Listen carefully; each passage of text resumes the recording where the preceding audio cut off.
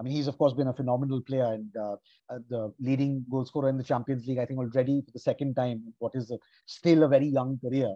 But he did not do anything sort of exceptional at the Bernabeu, which a few people found surprising. At the Etihad, he missed a couple of chances as well. You would have to put that down, of course, to Courtois' brilliance. But he is again the leading goal scorer this season in the Champions League and has given City that sort of that spark that was missing.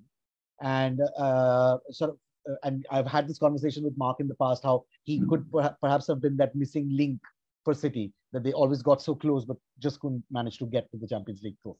We've watched Manchester City over, me and Mark, we've played there. We've watched them over decades and decades, especially the last decade. We've watched them grow. Obviously, money's coming there.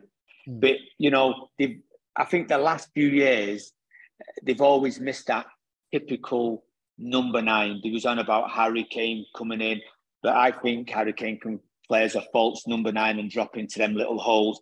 I think with Haaland, they've got somebody different. He's got pace, he's got power. If they get the ball to him in the right areas, he can hurt you in wide areas. He can hurt you pulling off. He can hurt you in beyond. And I think it's up to a team, how do they set up against that? You've got to frustrate Haaland. You've not got to let the ball get into feet in certain areas. Do you play a high line? Do you play a low block? Do you play a medium block?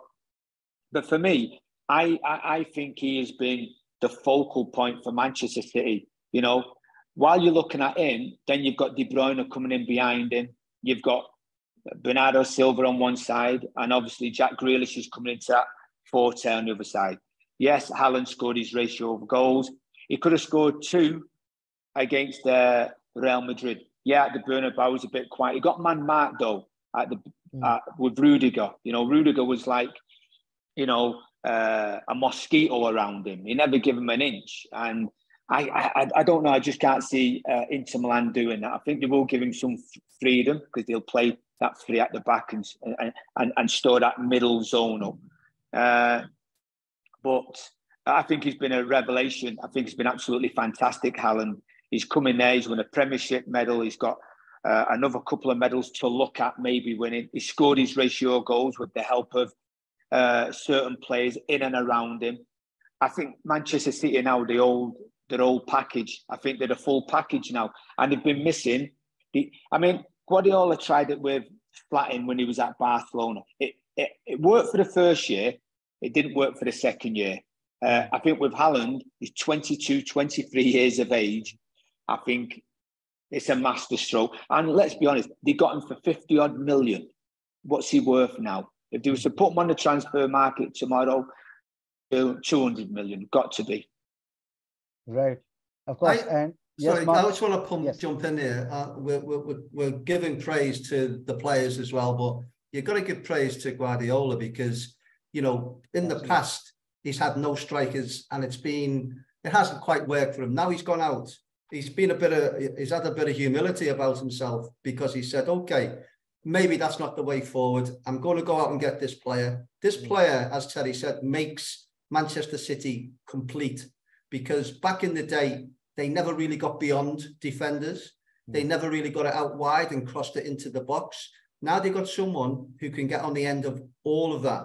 And obviously that stretches the pitch and it makes, you know, playing in midfield a lot easier because there's more space in there.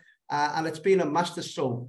He's pinpointed that. He's looked at himself, Guardiola, and thought, okay, maybe I was trying to be a little bit too complicated. Let's simplify it.